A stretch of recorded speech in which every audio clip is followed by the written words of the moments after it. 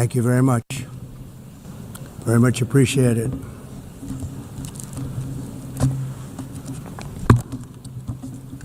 And I don't mind making this speech without a teleprompter, because the teleprompter is not working. I feel very happy to be up here with you nevertheless, and that way you speak more from the heart. I can only say that whoever's operating this teleprompter is in big trouble.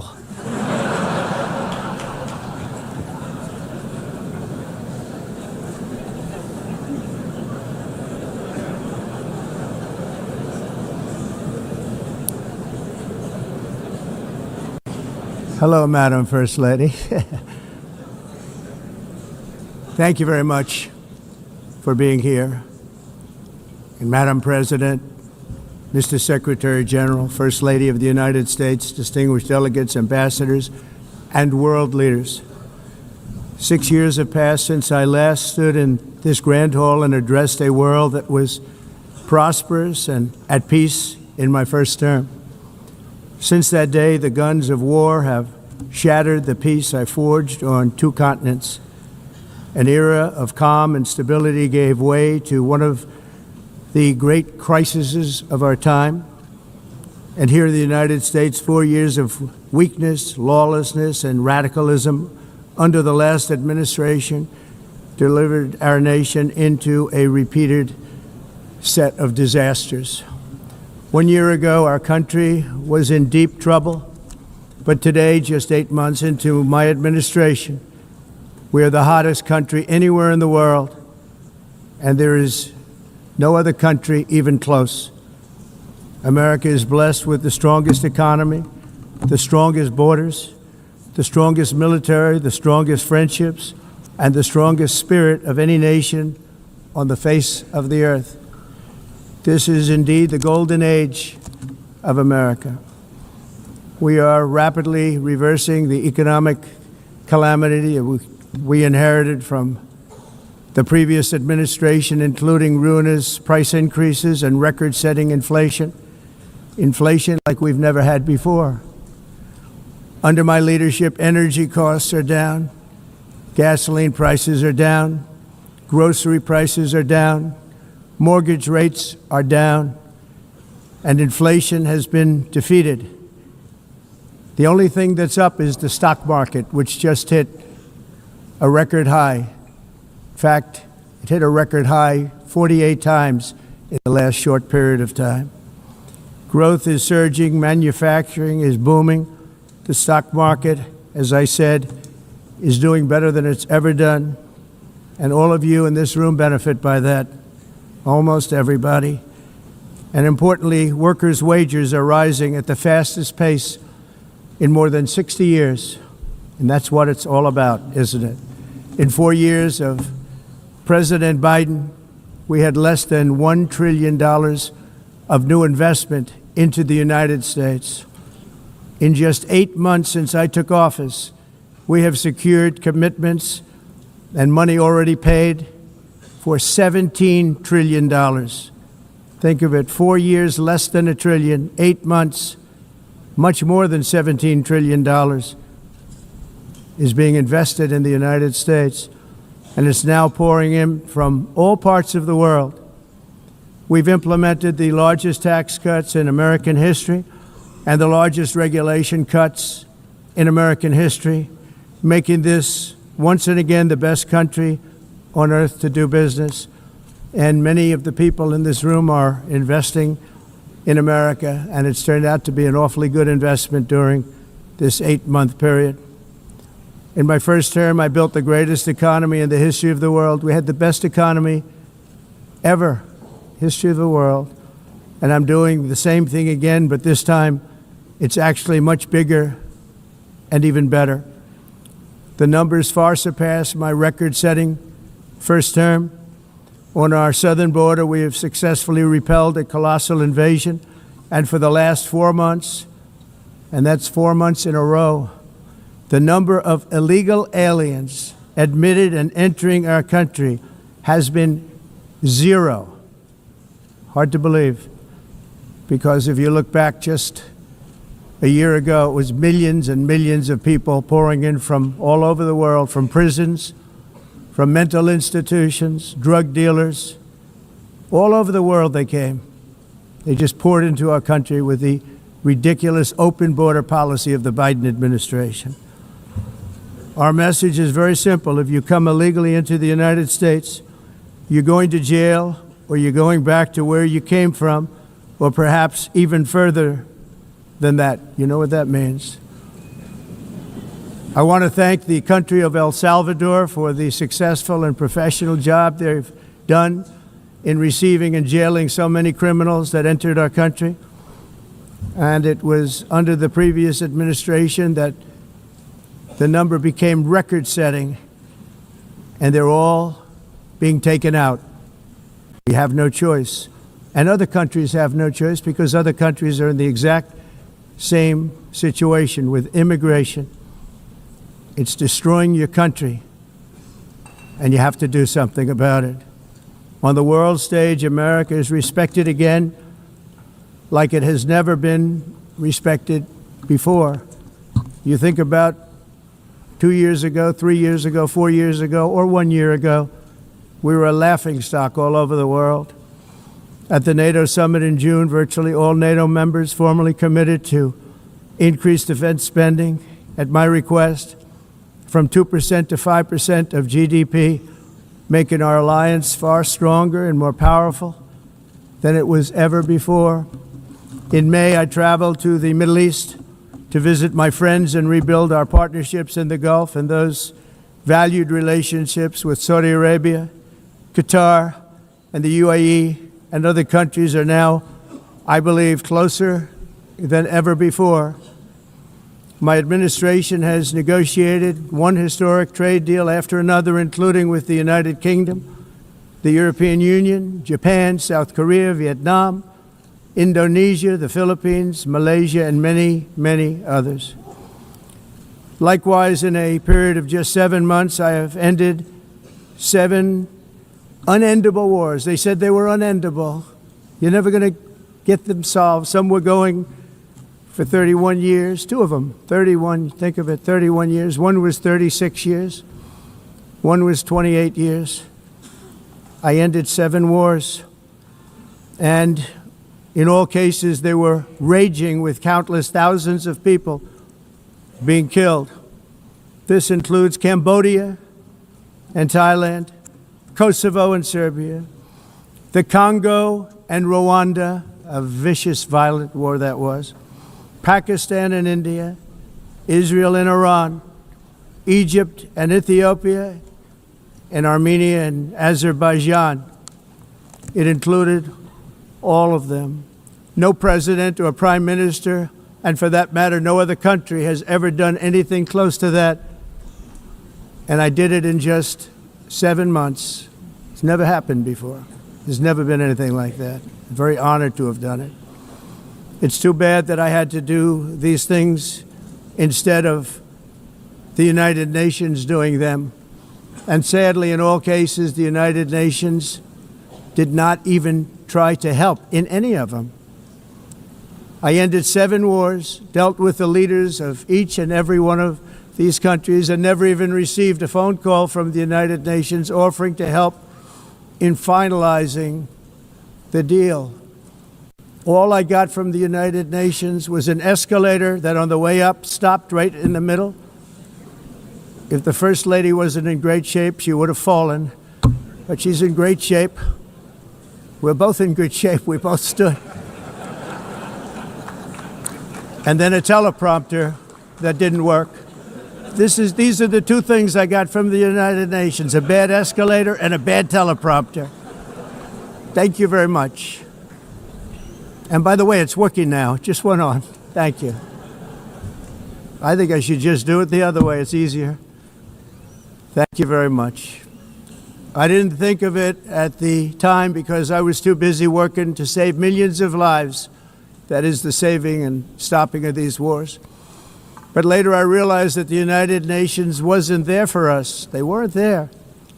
I thought of it really after the fact, not during these negotiations, which were not easy. That being the case, what is the purpose of the United Nations? The UN has such tremendous potential. I've always said it. It has such tremendous, tremendous potential, but it's not even coming close to living up to that potential. For the most part, at least for now, all they seem to do is write a really strongly worded letter and then never follow that letter up. It's empty words, and empty words don't solve war. The only thing that solves war and wars is action. Now, after ending all of these wars and also earlier negotiating the Abraham Accords, which is a very big thing for which our country received no credit, never receives credit. Everyone says that I should get the Nobel Peace Prize for each one of these achievements. But for me, the real prize will be the sons and daughters who live to grow up with their mothers and fathers, because millions of people are no longer being killed in endless and unglorious wars. What I care about is not winning prizes, it's saving lives. We saved millions and millions of lives with the 7 wars. And we have others that we're working on, and you know that.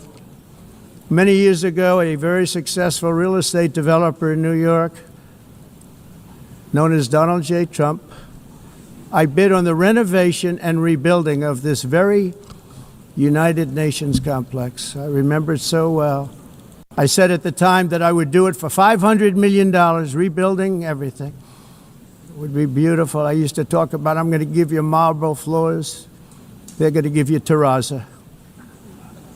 I'm going to give you the best of everything. You're going to have mahogany walls. They're going to give you plastic. But they decided to go in another direction, which was much more expensive at the time, and which actually produced a far inferior product. And I realized that they did not know what they were doing when it came to construction, and that their building concepts were so wrong, and the product that they were proposing to build was so bad and so costly. It was going to cost them a fortune. And I said, and wait till you see the overruns. Well, I turned out to be right. They had massive cost overruns and spent between $2 and $4 billion on the building and did not even get the marble floors that I promised them. You walk on terrazzo. Do you notice that? As far as I'm concerned, frankly, looking at the building and getting stuck on the escalator, they still haven't finished the job. They still haven't finished. That was years ago. The project was so corrupt that Congress actually asked me to testify before them on the tremendous waste of money, because it turned out that they had no idea what it was, but they knew it was anywhere between $2 and $4 billion as opposed to $500 million with a guarantee. But they had no idea, and I said it cost much more than $5 billion. Unfortunately, many things in the United Nations are happening just like that, but on an even much bigger scale, much, much bigger. Very sad to see. Whether the UN can manage to play a productive role, I've come here today to offer the hand of American leadership and friendship to any nation in this assembly that is willing to join us in forging a safer, more prosperous world. And it's a world that we'll be much happier with. A dramatically better future is within our reach.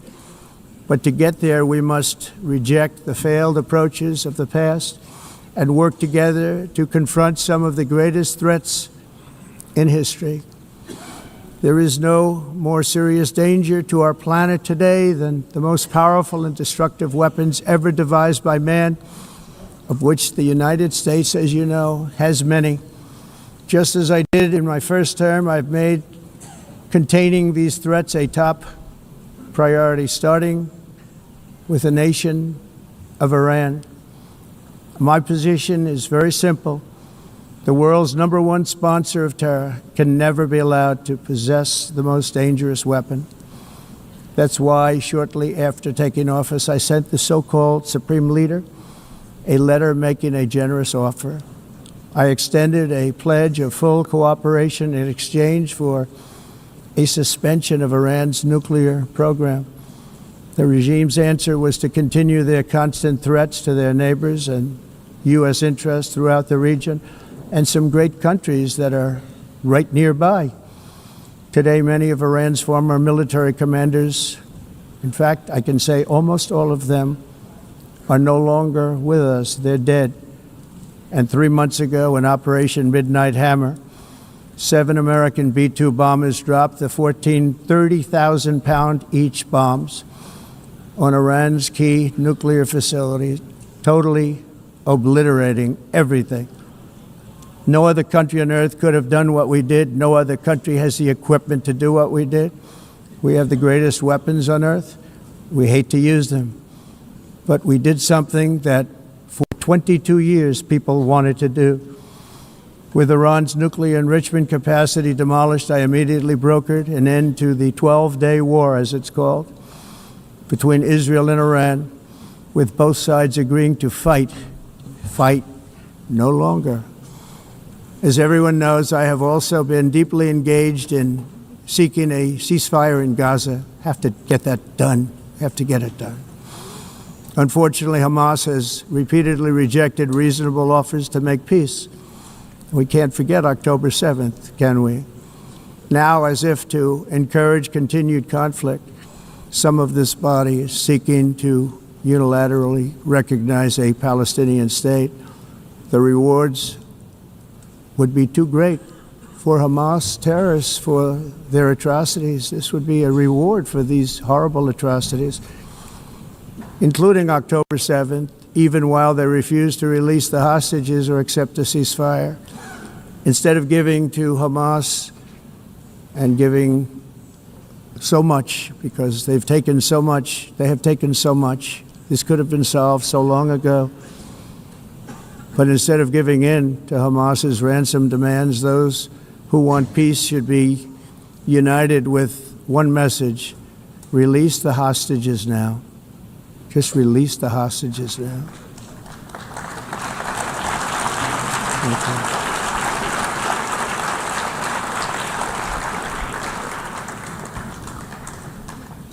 Thank you. As we have got to come together, and we will come together, got to get it done. We have to stop the war in Gaza immediately. We have to stop it. We have to get it done. We have to negotiate, immediately have to negotiate peace. We got to get the hostages back. We want all 20 back.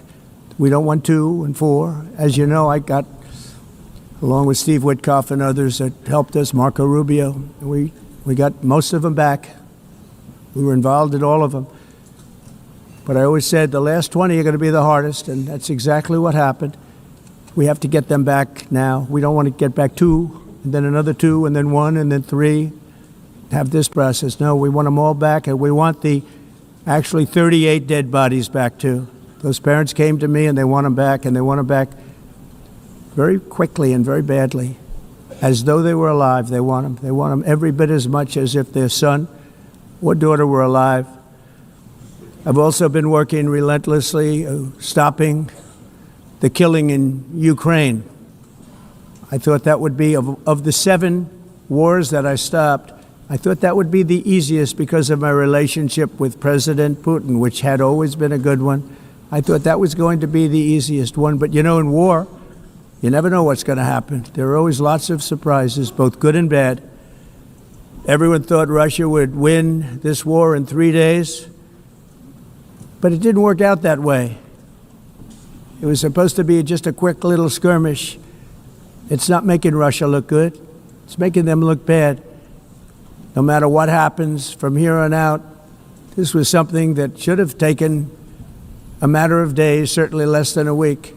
And they've been fighting for 3.5 years and killing anywhere from 5,000 to 7,000 young soldiers, mostly soldiers, on both sides, every single week, from 5,000 to 7,000 dead young people, and some in cities, much smaller numbers, where rockets are shot, where drones are dropped. This war would never have started if I were president. This was a war that should have never happened. It shows you what leadership is, what bad leadership can do to a country. Look what happened to the United States, and look where we are right now in just a short period of time. The only question now is how many more lives will be needlessly lost on both sides. China and India are the primary funders of the ongoing war by continuing to purchase Russian oil. But inexcusably, even NATO countries have not cut off much Russian energy and Russian energy products, which, as you know, I found out about 2 weeks ago, and I wasn't happy. Think of it. They're funding the war against themselves. Who the hell ever heard of that one? In the event that Russia is not ready to make a deal to end the war, then the United States is fully prepared to impose a very strong round of powerful tariffs, which would stop the bloodshed, I believe, very quickly. But for those tariffs to be effective, European nations, all of you are gathered here right now, would have to join us in adopting the exact same measures. I mean, you're much closer to this. We have an ocean in between. You're right there. And Europe has to step it up. They can't be doing what they're doing. They're buying oil and gas from Russia while they're fighting Russia. It's embarrassing to them, and it was very embarrassing to them when I found out about it, I can tell you that. They have to immediately cease all energy purchases from Russia. Otherwise, we're all wasting a lot of time. So I'm ready to discuss this. We're going to discuss it today with the European nations, all gathered here. I'm sure they're thrilled to hear me speak about it, but that's the way it is. I like to speak my mind and speak the truth. As we seek to reduce the threat of dangerous weapons today, I'm also calling on every nation to join us in ending the development of biological weapons once and for all. And biological is terrible, and nuclear is even beyond, and we include nuclear in that. We want to have a cessation of the development of nuclear weapons. We know, and I get to view it all the time. Sir, would you like to see? And I look at weapons that are so powerful that we just can't ever use them. If we ever use them, the world literally might come to an end. There would be no United Nations to be talking about. There would be no nothing. Just a few years ago, reckless experiments overseas gave us a devastating global pandemic. Yet despite that worldwide catastrophe, many countries are continuing extremely risky research into bioweapons and man-made pathogens. This is unbelievably dangerous. To prevent potential disasters, I'm announcing today that my administration will lead an international effort to enforce biological weapons convention, which is going to be meeting with the top leaders of the world by pioneering an AI verification system that everyone can trust. Hopefully the UN can play a constructive role, and it will also be one of the early projects under AI. Let's see how good it is, because a lot of people are saying it could be one of the great things ever, but it also can be dangerous, but it can be put to tremendous use and tremendous good, and this would be an example of that. Not only is the UN not solving the problems it should, too often, it's actually creating new problems for us to solve. The best example is the number one political issue of our time, the crisis of uncontrolled migration. It's uncontrolled. Your countries are being ruined. The United Nations is funding an assault on Western countries and their borders. In 2024, the UN budgeted $372 million in cash assistance to support an estimated 624,000 migrants journeying into the United States. Think of that. The UN is supporting people that are illegally coming into the United States, and then we have to get them out. The UN also provided food, shelter, transportation, and debit cards to illegal aliens. Can you believe that?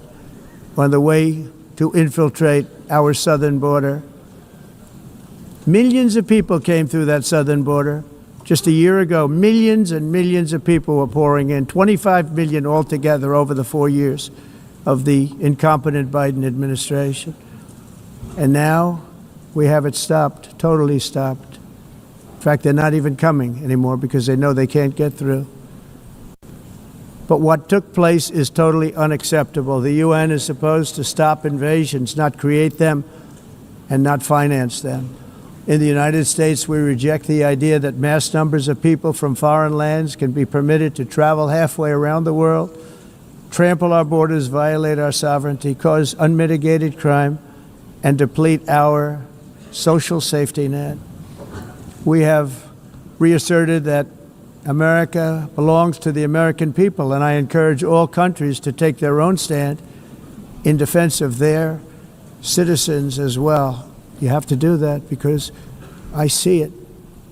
I'm not mentioning names. I see it, and I can call every single one of them out. You're destroying your countries. They're being destroyed. Europe is in serious trouble. They've been invaded by a force of illegal aliens like nobody's ever seen before. Illegal aliens are pouring into Europe. Nobody is ever, and nobody's doing anything to change it, to get them out. It's not sustainable. And because they choose to be politically correct, they're doing just absolutely nothing about it. And I have to say, I look at London where you have a terrible mayor, terrible, terrible mayor. And it's been so changed, so changed. Now they want to go to Sharia law. But you're in a different country. You can't do that.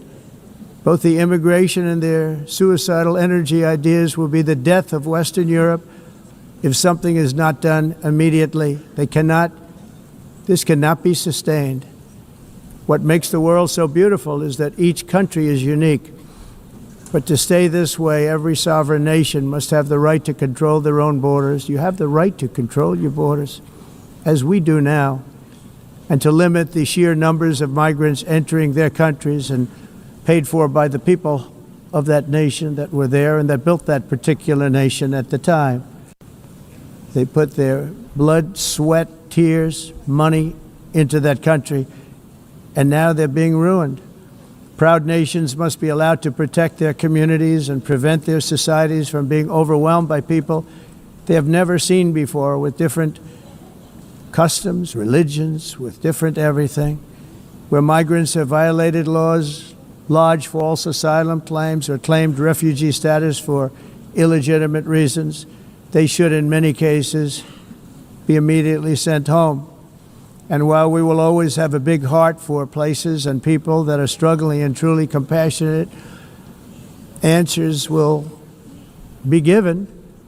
We have to solve the problem, and we have to solve it in their countries, not create new problems in our countries. And we are very helpful to a lot of countries that are just not able to send their people anymore. They used to send them to us in caravans of 25,000, 30,000 people each. These massive caravans of people pouring into our country, totally unchecked and unvetted. But not anymore.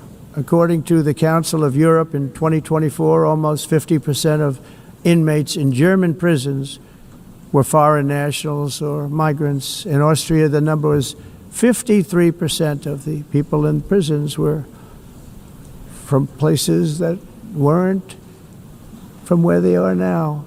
In Greece, the number was 54%, and in Switzerland, beautiful Switzerland, 72% of the people in prisons are from outside of Switzerland. When your prisons are filled with so-called asylum seekers who repaid kindness, and that's what they did, they repaid kindness with crime. It's time to end the failed experiment of open borders. You have to end it now. See, I can tell you, I'm really good at this stuff. Your countries are going to hell. In America, we've taken bold action to swiftly shut down uncontrolled migration. Once we started detaining and deporting everyone who crossed the border and removing illegal aliens from the United States, they simply stopped coming. They're not coming anymore. We're getting a lot of credit, but they're not coming anymore. This was a humanitarian act for all involved, because on the trips up, thousands of people a week were dying. Women were being raped. Nobody's ever seen anything like it. Raped, horribly beaten, raped. On the trip up, the journey up, it was a long walk. It was a long, arduous journey, indeed.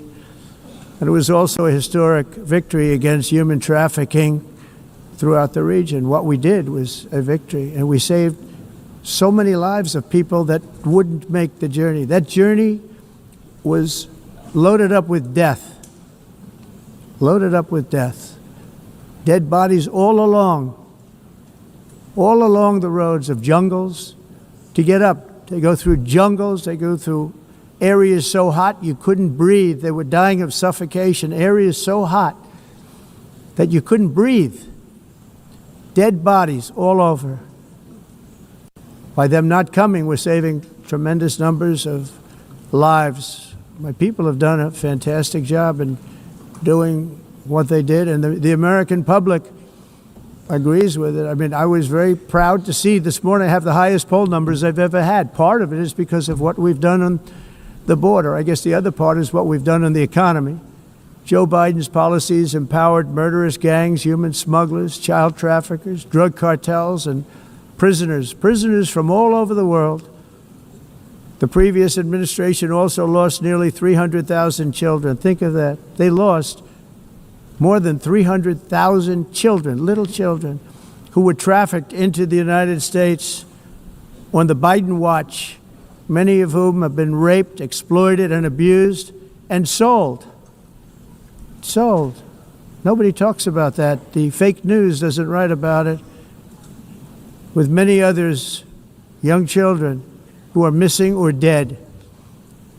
And we found a lot of these children, and we're sending them back, and we've been sending them back to their parents. They said, nobody knows who they are. They said, where do you come from? And they'll give us a country, and we'll find out, and we'll figure it out, and we'll bring them back to their homes. And the mother and father rush to the door, and their tears in their eyes. They can't believe that they're seeing their son or daughter, their little son or daughter again. We've done almost 30,000 of them so far. Any system that results in the mass trafficking of children is inherently evil. Yet that is exactly what the globalist migration agenda has done, and it's what it's all about. In America, those days, as you know, are over. The Trump administration is working, and we are continuing to work to track down the villains that are causing this problem, and also, as I said, to get back the 30,000 we've already returned. Now I think we're going to have another. We're going to find a lot. You're not going to find all of them. More than 300,000. They're lost or they're dead. They're lost or they're dead because of the animals that did this. To protect our citizens, I've also designated multiple savage drug cartels as far as and you see this, and you see it happening right before your eyes. Let's put it this way. People don't like taking big loads of drugs in boats anymore. There aren't too many boats that are traveling on the seas by Venezuela. They tend not to want to travel very quickly anymore. And we've virtually stopped drugs coming into our country by sea. We call them the water drugs. They kill hundreds of thousands of people. I've also designated multiple savage drug cartels as far as foreign terrorist organizations, along with two bloodthirsty transnational gangs, probably the worst gangs anywhere in the world, MS-13 and Tren de Aragua. Tren de Aragua is from Venezuela, by the way. Such organizations torture, maim, mutilate, and murder with impunity. They're the enemies of all humanity. For this reason, we've recently begun using the supreme power of the United States military to destroy Venezuelan terrorists and trafficking networks led by Nicolas Maduro. To every terrorist thug smuggling poisonous drugs into the United States of America, please be warned that we will blow you out of existence. That's what we're doing. We have no choice. Can't let it happen. They're destroying. I believe we lost 300,000 people last year to drugs, 300,000. Fentanyl and other drugs. Each boat that we sink carries drugs that would kill more than 25,000 Americans. We will not let that happen. Energy is another area where the United States is now thriving like never before. We're getting rid of the falsely named renewables. By the way, they're a joke. They don't work. They're too expensive. They're not strong enough to fire up the plants that you need to make your country great. The wind doesn't blow. Those big windmills are so pathetic and so bad, so expensive to operate. And they have to be rebuilt all the time, and they start to rust and rot most expensive energy ever conceived, and it's actually energy. You're supposed to make money with energy, not lose money. You lose money, the governments have to subsidize. You can't put them out without massive subsidies.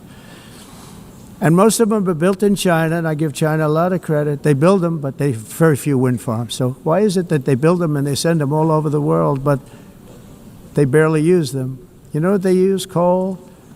They use gas. They use almost anything, but they don't like wind. But they sure as hell like selling the windmills. Europe, on the other hand, has a long way to go, with many countries being on the brink of destruction because of the green energy agenda. And I give a lot of credit to Germany. Germany was being led down a very sick path, both on immigration, by the way, and on energy. They were going green, and they were going bankrupt. And the new leadership came in, and they went back to where they were, with fossil fuel and with nuclear, which is good. It's now safe, and you can do it properly. But they went back to where they were, and they opened up a lot of different plants, energy producing plants, and they're doing well. I give Germany a lot of credit for that. They've said this is a disaster, what's happening. They were going all green. All green is all bankrupt. That's what it represents. And it's not politically correct. I'll be very badly criticized for saying it, but I'm here to tell the truth. I don't care. It doesn't matter to me. I'm in New York City. I'm feeling a lot safer. Crime, we're getting crime down. And by the way, speaking of crime, Washington, D.C. Washington, D.C.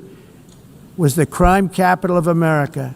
Now it's after 12 days, it's a totally safe city. Everyone's going out to dinner. They're going out to restaurants. Your wife can walk down the middle of the street with or without you. Nothing's going to happen. My people have done a fantastic job. And yes, I called in the National Guard, and the National Guard took care of business, and they weren't politically correct, but they took care of business. We got 1,700 career criminals out, brought them back to where they came from, the countries where they came from, or put them in jails. Washington, D.C. is now a totally safe city again, and I welcome you to come. In fact, we'll have dinner together at a local restaurant, and we'll be able to walk. We don't have to go by an armor-plated vehicle. We'll walk right over there from the White House. They've given up their powerful edge, a lot of the countries that we're talking about, in oil and gas, such as essentially closing the great North Sea oil. Oh, the North Sea, I know it so well. Aberdeen was the oil capital of Europe, and there's tremendous oil that hasn't been found in the North Sea. Tremendous oil. And I was with the Prime Minister I respect and like a lot, and I said, you're sitting with the greatest asset. They essentially closed it by making it so highly taxed that no developer, no oil company can go there. They have tremendous oil left, and more importantly, they have tremendous oil that hasn't even been found yet. And what a tremendous asset for the United Kingdom. And I hope the Prime Minister is listening, because I told it to him 3 days in a row. That's all he heard. North Sea oil, North Sea, because I want to see them do well. I want to stop seeing them ruining that beautiful Scottish and English countryside with windmills and massive solar panels that go 7 miles by 7 miles, taking away farmland. But we're not letting this happen in America. In 1982, the executive director of the United Nations Environmental Program predicted that by the year 2000, climate change would cause a global catastrophe. He said that it will be irreversible, as any nuclear holocaust would be. This is what they said at the United Nations. What happened? Here we are. Another UN official stated in 1989 that within a decade, entire nations could be wiped off the map by global warming. Not happening. You know, it used to be global cooling. If you look back years ago in the 1920s and the 1930s, they said, global cooling will kill the world. We have to do something. Then they said global warming will kill the world, but then it started getting cooler, so now they could just call it climate change, because that way they can't miss. It's climate change, because if it goes higher or lower, whatever the hell happens, there's climate change. It's the greatest con job ever perpetrated on the world, in my opinion. Climate change, no matter what happens, you're involved in that. No more global warming, no more global cooling. All of these predictions made by the United Nations and many others, often for bad reasons, were wrong. They were made by stupid people that have cost their countries fortunes and given those same countries no chance for success. If you don't get away from this green scam, your country is going to fail. And I'm really good at predicting things, you know. They actually said during the campaign they had a hat, the best-selling hat. Trump was right about everything. And I don't say that in a braggadocious way, but it's true. I've been right about everything. And I'm telling you that if you don't get away from the green energy scam, your country is going to fail. And if you don't stop people that you've never seen before, that you have nothing in common with, your country is going to fail. I'm the President of the United States, but I worry about Europe. I love Europe. I love the people of Europe. And I hate to see it being devastated by energy and immigration. This double-tailed monster destroys everything in its wake, and they cannot let that happen any longer. You're doing it because you want to be nice. You want to be politically correct, and you're destroying your heritage. They must take control strongly and immediately of the unmitigated immigration disaster and the fake energy catastrophe before it's too late.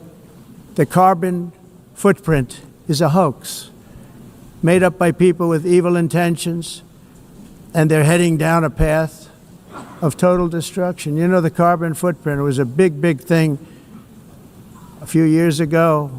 I remember hearing about the carbon footprint, and then President Obama would get into Air Force One, a massive Boeing 747, and not a new one, an old one with old engines that spew everything into the atmosphere.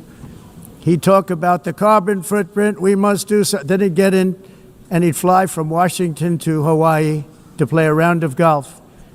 And then he'd get back onto that big, beautiful plane and he'd fly back and he'd talk about, again, global warming and the carbon footprint. It's a con job. At extreme cost and expense, Europe reduced its own carbon footprint by 37%. Think of that. Congratulations, Europe. Great job. You cost yourself a lot of jobs, a lot of factories closed, but you reduced the carbon footprint by 37%. However, for all of that sacrifice and much more, it's been totally wiped out and then some by a global increase of 54%. Much of it coming from China and other countries that are thriving around China, which now produces more CO2 than all the other developed nations in the world. So all of these countries are working so hard on the carbon footprint, which is nonsense, by the way. It's nonsense. You know, it's interesting. In the United States, we have still radicalized environmentalists, and they want the factories to stop. Everything should stop. No more cows. We don't want cows anymore. I guess they want to kill all the cows. They want to do things that are just unbelievable, and you have it too. But you know, we have a border, strong, and we have a shape, and that shape doesn't just go straight up. That shape is amorphous when it comes to the atmosphere. And if we had the most clean air, and I think we do, we have very clean air. We have the cleanest air we've had in many, many years. But the problem is that other countries, like China, which has air that's a little bit rough, it blows. And no matter what you're doing down here, the air up here tends to get very dirty because it comes in from other countries where their air isn't so clean. And the environmentalists refuse to acknowledge that. Same thing with garbage. In Asia, they dump much of their garbage right into the ocean.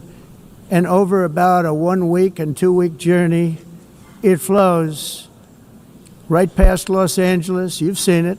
Massive amounts of garbage, almost too much to do anything about, flowing past Los Angeles, past San Francisco, and then somebody will get in trouble because he dropped a cigarette on the beach. The whole thing is crazy.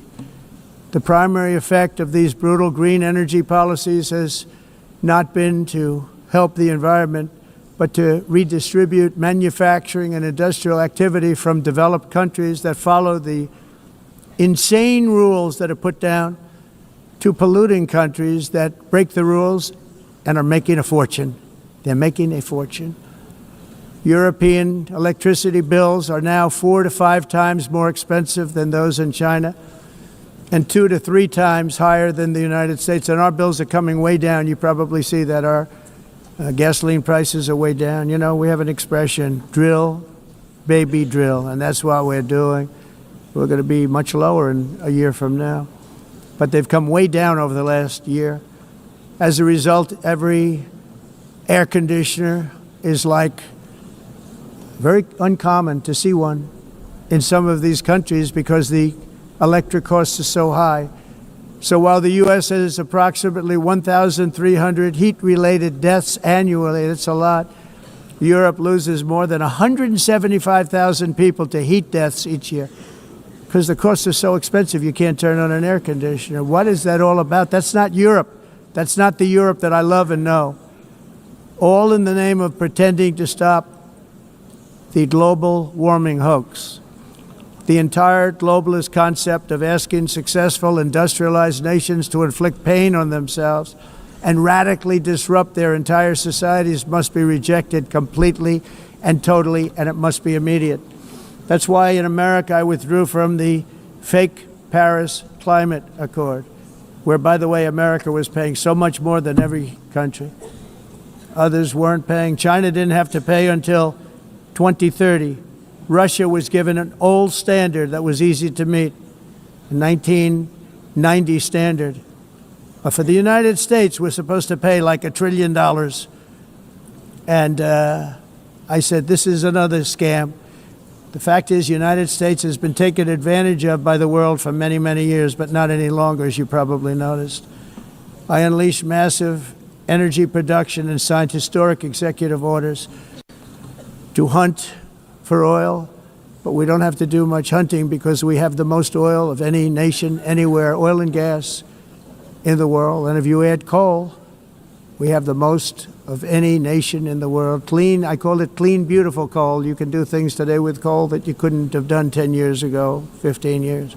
So I have a little standing order in the White House. Never use the word coal, only use the words clean, beautiful coal. Sounds much better, doesn't it? But we stand ready to provide any country with abundant, affordable energy supplies if you need them, when most of you do. We're proudly exporting energy all over the world. We're now the largest exporter. In the United States, we want trade and robust commerce with all nations, everybody. We want to help nations. We're going to help nations. But it must also be fair and reciprocal. The challenge with trade is much the same with climate. The countries that followed the rules, all their factories have been plundered. It's really sad to watch. They've been broken. They've been broken by countries that broke the rules. That's why the United States is now applying tariffs to other countries, and much as these tariffs were for many years applied to us, uncontrollably applied to us. We've used tariffs as a defense mechanism under the Trump administration, including my first term, where hundreds of billions of dollars in tariffs were taken in. And by the way, we had the lowest inflation, and now we have very low inflation. The only thing different is that we have hundreds of billions of dollars flowing into our country. But this is how we will ensure that the system works for everyone and is sustainable into the future. We're also using tariffs to defend our sovereignty and security throughout the world, including against nations that have taken advantage of former U.S. administrations for decades, including the most corrupt, incompetent administration in history, the sleepy Joe Biden administration. Brazil now faces major tariffs in response to its unprecedented efforts to interfere in the rights and freedoms of our American citizens and others, with censorship, repression, weaponization, judicial corruption, and targeting of political critics in the United States. I have a little problem saying this because I must tell you, I was walking in and the leader of Brazil was walking out. We saw him and I saw him, he saw me, and we embraced. And then I'm saying, can you believe I'm going to be saying this in just 2 minutes? But we actually agreed that we would meet next week. We didn't have much time to talk, like about 20 seconds. They were in retrospect, I'm glad I waited because this thing didn't work out too well. But we did talk. We had a good talk, and we agreed to meet next week, if that's of interest. But he seemed like a very nice man, actually. He liked me, I liked him. But if you, and I only do business with people I like. When I don't like them, I don't like them. But we had, at least for about 39 seconds, we had excellent chemistry. It's a good sign.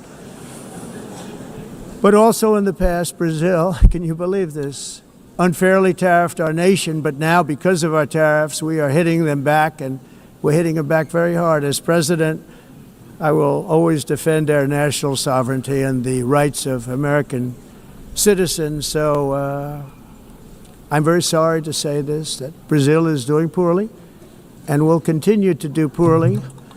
They can only do well when they're working with us. Without us, they will fail, just as others have failed. It's true. Next year, the United States will celebrate the 250th anniversary of our glorious independence, a testament to enduring power and American freedom and spirit. We will also be proudly hosting the 2026 FIFA World Cup, and shortly thereafter, the 2028 Olympics, which is going to be very exciting. I hope you all come.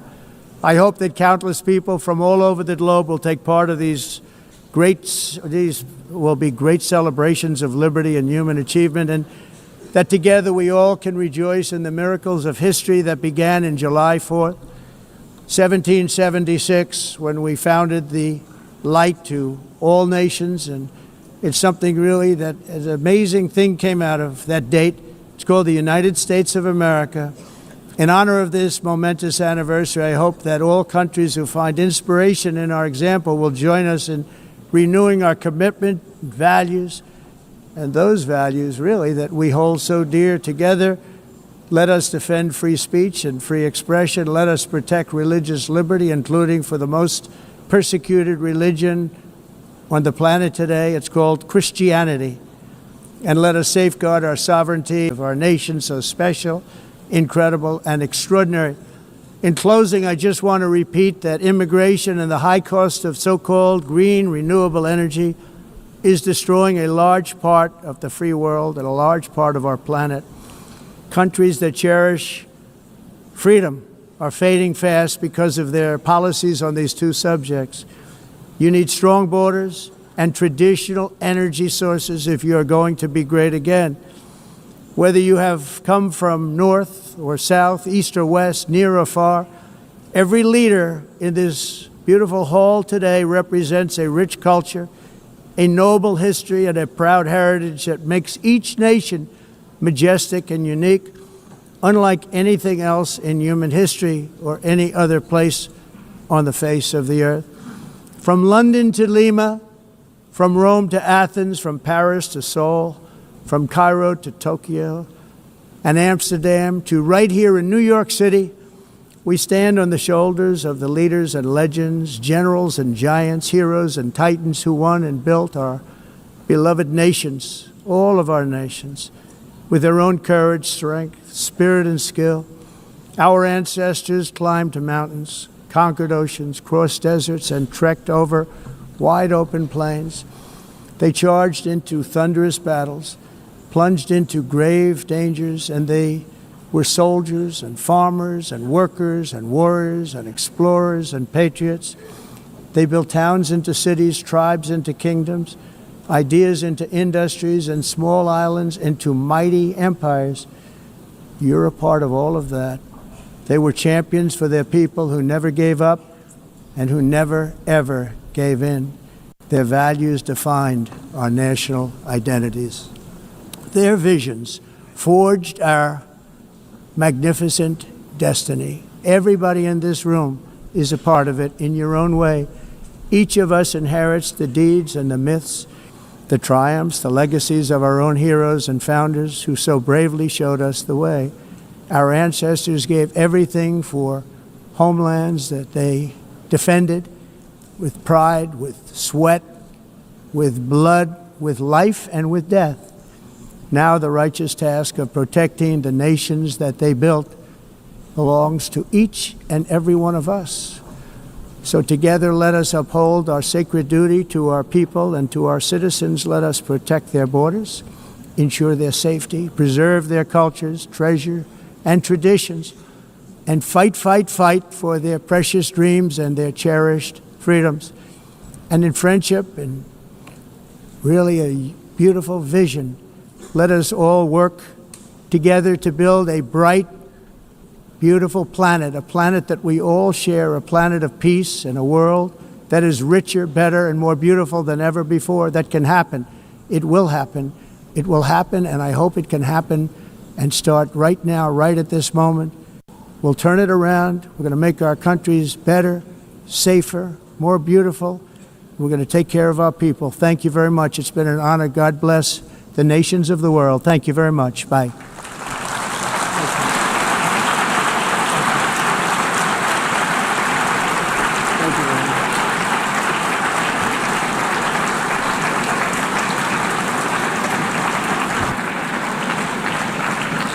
On behalf of the Assembly, I wish to thank the President of the United States,